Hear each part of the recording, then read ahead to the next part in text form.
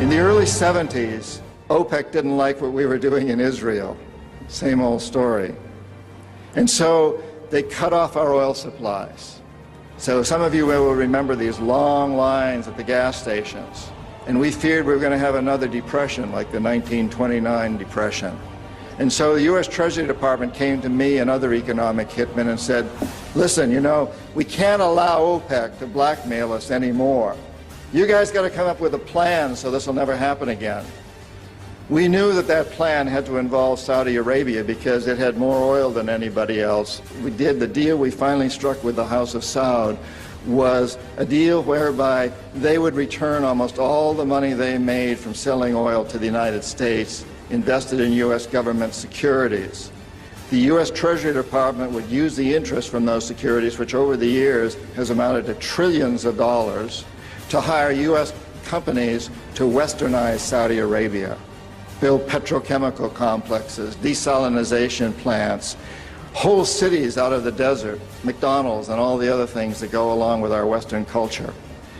The House of Saud would also agree to keep the price of oil within limits acceptable to the oil companies, possibly not acceptable to you and me, but acceptable to the oil companies. And this is very, very important. They agree that they would never, ever sell oil for anything other than U.S. dollars. It was an amazing deal, the deal of the century. It was history-making, incredibly powerful deal that we struck with Saudi Arabia. The corporatocracy looked at this as an incredible success. I had done my job. We economic hitmen did a great job with that one.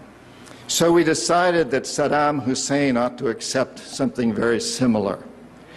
Now, probably a lot of you know that Saddam has been our boy for a very, very long time. You may remember Abdul Karim Qasim, who was president of Iraq in the early 60s. Qasim came up with a unique concept. He said, Iraqi oil ought to go to benefit the Iraqi people. How novel is that?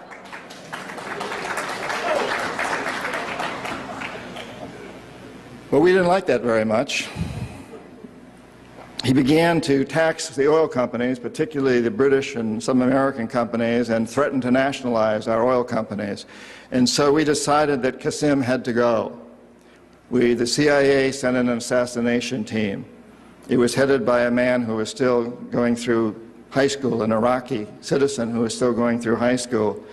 They riddled Qasim's car with bullets on the streets of Baghdad and missed him.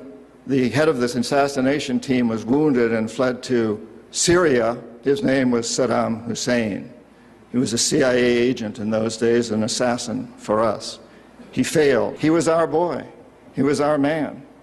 And so, and we sold him and gave him a lot of tanks. We built him, Bechtel built him big chemical, I ought to know, my father-in-law was chief architect at Bechtel, built Saddam big chemical plants that were used, and we knew that they were used to make mustard gas and other chemical weapons that were being employed against the Kurds and later the Iranians. We knew this, but we sold him these things. You have to remember that Middle Eastern oil is the oil that's used by a great deal of Europe and China and Japan. If we control Middle Eastern oil, we control our biggest potential competitors, Japan, China, Europe.